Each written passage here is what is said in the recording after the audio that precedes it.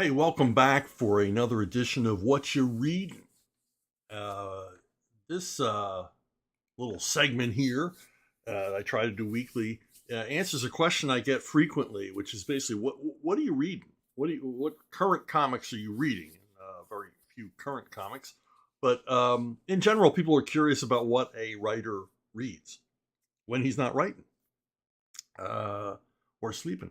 So let's get to it. I finally tracked down at a reasonable price the second volume of Lawless. It's a collection of comics that appeared in either Judge Dredd magazine or 2000 AD. I'm not sure which.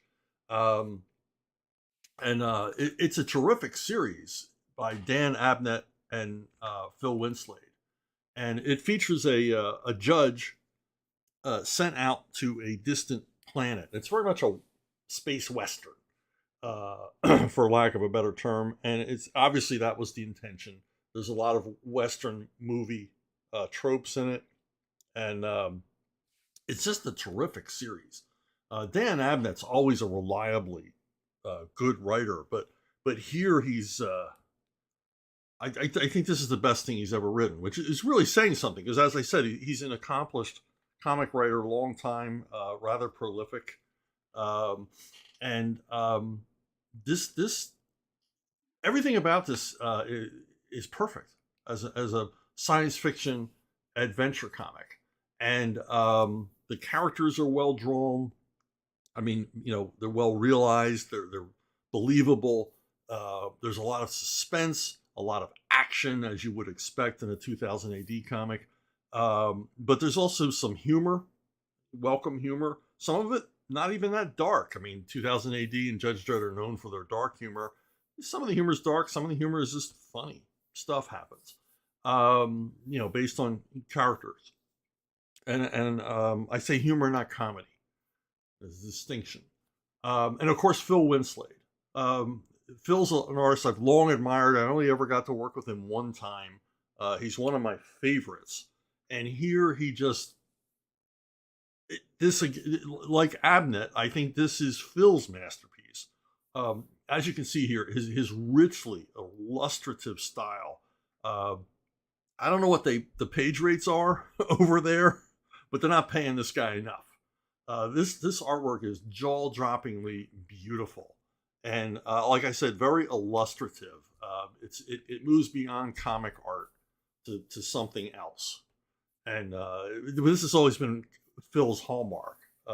This very detailed, very reality based style that he has. That's probably a lot more influenced by golden age of illustration artists than by comic artists. And but that said, he's also a fantastic storyteller. A lot of artists can bring the eye candy or they can tell a story. Um, the best can do both. Produce beautiful artwork that compels you to move forward through the story. So, Lawless, if you can find copies of it, I think it's up to 4 volumes now, and I will review the rest as I read them. But excellent stuff, my highest recommendation. Now, here's a book I wish I could highly recommend. I was really looking forward to reading this. It's Sergeant Rock versus the Army of the Dead, by actor Bruce Campbell and artist Ed Risso. And man, it was a real letdown. A real letdown. First of all, it's drawn in this sort of minimalist Mike Mignola style, which really isn't suited to a war-based comic book at all. Um, and that's where the problems just begin. Um, it's set in the closing days of World War II. Sergeant Rock and an unrecognizable Easy Company. There's only a couple of members that we would remember from Easy Company with him, Jackie Johnson and Bulldozer. Um, Campbell, for some reason, makes up new Easy Company members who are pretty forgettable.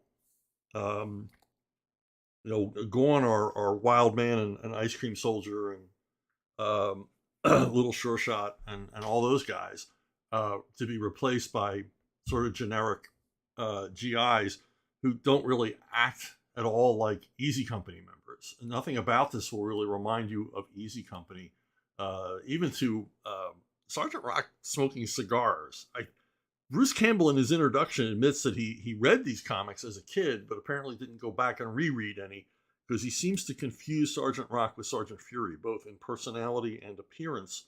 Um, you know, you know, Rock smoked Lucky Strikes. He didn't smoke cigars. I never saw uh, Sergeant Rock with a cigar ever.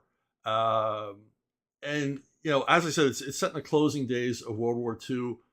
Easy Company is in Germany, fighting their way toward Berlin, and there was some degree of historical accuracy in the old DC War comics, and that's all gone here. Easy Company pretty much enters Berlin without any problem. U.S. forces did not fight their way through Berlin. That was the Russians that fought their way through Berlin. And there are no Russians in this story. And of course, it presents a sort of wacky final days in Hitler's bunker, a wacky version of that bears no relationship to what actually happened in 1945. And it's a shame because the covers capture the old feel of the comics. As you can see here, this cover would have been, this cover art would have been very much at home in the 1970s, on a 1970s DC war comic, and drawn by Russ Heath or Joe Kubert or somebody like that. And but I don't know. I really wanted to like this. The other thing that really annoyed me about it is they, first of all, there's a lot of anachronistic dialogue. I mean, just stuff no one back then would have said. Contemporary kind of dialogue. And the other thing that really bugged me is like science fiction weaponry is introduced. Easy Company is given weapons to go up against the zombies in a story. I mean, I didn't even explain the plot line. Plot line's obvious from the title. Sergeant Rock versus zombies. You don't really need to know anymore. There really isn't much more of a plot than that. It's just a series of zombie encounters, one after the other, all ending in a bloody fashion. There's no rising suspense or subplots or complications or anything like that, which is fine in a zombie story if it were told better than this one was. And the other big problem I have is they give the guys these sci-fi weapons. They say, oh, these are weapons we've been doing research on. And some of them are weapons that still don't exist. So they're given these futuristic weapons. They're BARs and Tommy guns and Garands are taken away from them, and they're given these high-tech weapons. And I guess Bruce Campbell doesn't understand that the charm of a period zombie story is that everything remain in period. As a zombie story fan, if the zombies are showing up in medieval Europe, I want to see swords and crossbows versus zombies, not laser beams. And here, the gun nut thrill of seeing BARs and pineapple hand grenades and bazookas used against them is taken away by the replacement of these futuristic, made up phony baloney weapons. It's just nothing about this thing made any sense. This seems to be a project that probably grew out of consuming alcoholic beverages after hours at a convention, a chance meeting between Bruce Campbell and some editor at DC or DC executive. And this is the end result. And it's pretty sad. And like I said, I really, really wanted to like this. I was really looking forward to reading it. But it's just a huge letdown.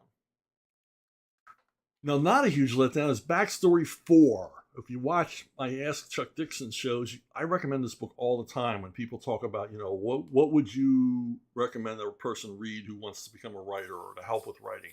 The Backstory series is awesome. It's a series of books that interview screenwriters from the past. I mean, from the silent era to recent.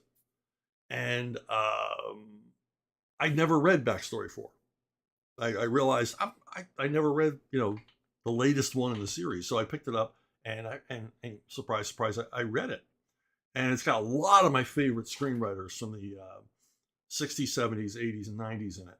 And one of them, Larry Cohen. Larry Cohen he worked in television. He created the TV series Branded. Uh, and he worked in TV from the time he was like a teenager, writing for live television back for the networks back in New York. And he just just a workaholic, prolific guy, just writing. And he wrote a number of really memorable 1970s low budget, no budget, shot on the fly horror films in the 70s. This guy had a strange career because he worked in like the lowest level B film programmer drive-in stuff, and he worked on A pictures, like cellular and phone booth. But he's a great high concept guy. The horror films he worked on were Q, if you've ever seen that one about the giant Aztec winged creature living in the Chrysler Building, and the It's Alive series, the movie The Stuff about a sentient the sentient dessert topping. You got to see that one to believe it. And he wrote a lot of black exploitation movies in the 70s. So very prolific writer director, and he had lots and lots of stories about breaking in and guerrilla filmmaking. He would never get permits to shoot in New York. He'd just go out there. Lots of people ended up in Larry Cohen movies that never knew they were in a movie. Another one was John Milius. I didn't learn a lot of new stuff from this one because I've read a lot of interviews with John Milius over the years. But Milius, if you don't know him, you probably know him as a comics fan, as the director of the first Conan the Barbarian movie. And but he did, Wind of the Lion, Dillinger. He wrote the screenplay for Apocalypse Now. His masterpiece, to my mind, Farewell of the King. He wrote and directed Red Dawn, the first version. Big Wednesday. This guy was part of the sort of filmmaking mafia that included George Lucas and Steven Spielberg and guys like that. But Milius never reached their heights of popularity, largely because he wasn't interested in that. He always said he was interested in making lots of money, but he would choose subject matter that he liked, that he was interested in, as opposed to what would necessarily be hugely commercially successful. The other thing held him back was his open right-wing politics, and he admits that being a conservative, or as he would refer to himself, his political leanings in various different ways. I'm a barbarian nihilist, all this other stuff. He was very much like a libertarian, but he was a far right-wing guy, which leaks into his work.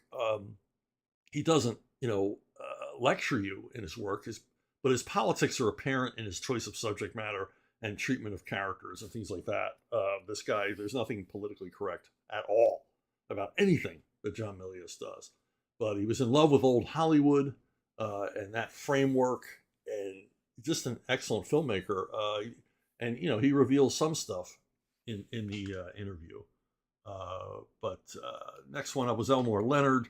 Again, another guy I've read a lot of interviews with, so I didn't learn a whole lot of new stuff, except, he talks about, again, his frustration with Hollywood. It's run by idiots. It's run by committees. And as David Mamet points out, the committee's job is not to create, it's to assign blame. So he talks about, some positive, some negative experiences, and talks about the joy of writing. That his biggest kick is sitting in a room by himself making stuff up, and everything else is ancillary. How well the films do, or how well TV series or books do based on his work, is immaterial, other than the fact that they allowed him to continue writing, to continue justify having a career as a professional writer. But interesting, very interesting interview. Another interesting interview was Walter Hill, and for me the most interesting part of it was his involvement with the Alien franchise. He and David Giler completely rewrote the first Alien screenplay, uncredited, Writers Guild problems there. They couldn't get credit for it, but they did. They completely rewrote it. The original Alien screenplay is a mess, and they gleaned something from it. Strangely, Hill was not a science fiction fan, never set out to write science fiction, didn't care about science fiction, but he understood story. And if you don't know Walter Hill, you do know Walter Hill. He's 48 Hours, you know, a bunch of other, you know, high action films, Extreme Prejudice, Hickey and Boggs, The Long Riders. But it was interesting, you know, battling with the studios, coming in to do rewrites and guiding this franchise because he produced the first four. He was producer on the first four Alien films and was involved in choosing cast members and screenwriters and doing lots of uncredited rewrites throughout. And he explains, you know, where the franchise went right, where it went wrong, and it's an interesting insider view. Most interesting in this book was a pretty extensive interview with Donald E. Westlake. Donald E. Westlake is one of my absolute favorite writers of all time. He created the character Parker under the name Richard Stark. He created John Dortmunder, in a series of comedy caper novels, the most famous of which being The Hot Rock. And he also worked a lot in Hollywood, in television and movies, either script doctoring or writing original screenplays or adapting his own work. And he kind of handicaps, goes through everything that he worked on or everything that was based on his work and what he thought of it. His favorite Parker movie is my favorite Parker movie, The Outfit. It's the closest to his work. But what was most interesting here was he talks about adapting Jim Thompson's The Grifters, which was made into an excellent film by Stephen Frears. He talks about adapting it, and in it, he talks about Jim Thompson's work and what he liked about it and what he didn't like about it. And it really fascinated me because here's one of my favorite authors critiquing another of my favorite authors. And he said that what he didn't like about Jim Thompson was what I really liked about Jim Thompson, which was Thompson was an alcoholic. He wrote a lot of paperback originals, largely in the 50s. And he worked for the money. You know, but he was a very good writer. And most importantly, he was a writer who had a lot of life experience. He had worked as a debt collector in the Depression. You got to be tough to be a debt collector when nobody has any money. You know, he worked on wildcat oil rigs. I mean, all kinds of stuff this guy did. Working, you know, blue collar, tough jobs or in tough environments. And it's all reflected in the work. And Westlake's complaint about Thompson's work is that he wouldn't go back and fix things. He wouldn't go back and do rewrites. So if he, Westlake gives the example, if Thompson's 3/4 of the way through his manuscript and realizes, oh, I should have mentioned this person had been married before. I really need the reader to know this character had been married before.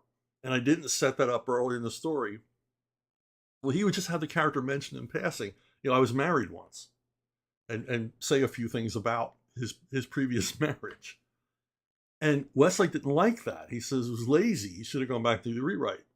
But to me, it's what made Thompson's work seem to breathe and be real and be like a conversation, like a story somebody's telling you, like, oh, I forgot to tell you the car was red. You know, that's important. And so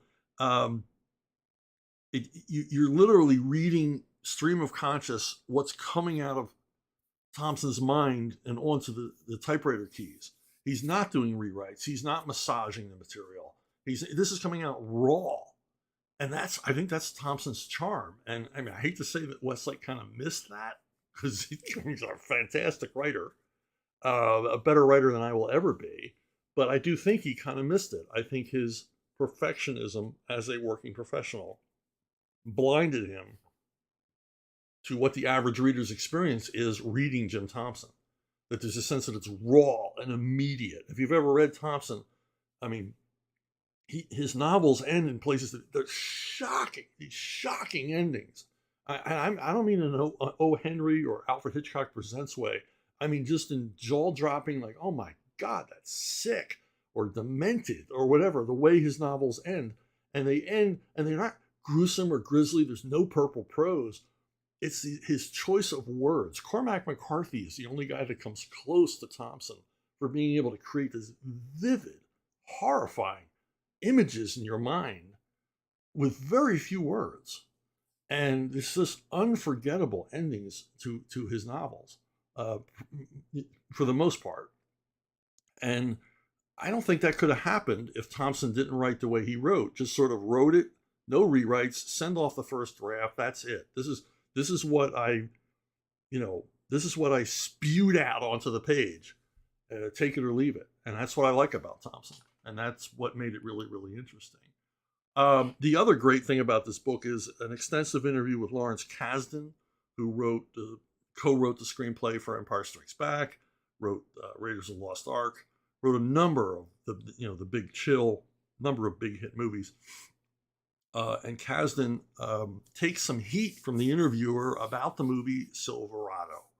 And if you know me, if you've been following my message board, from way back, or side remarks I make here on this channel, you'll know I don't like Silverado. I've never liked Silverado. I think Silverado is a steaming pile of crap.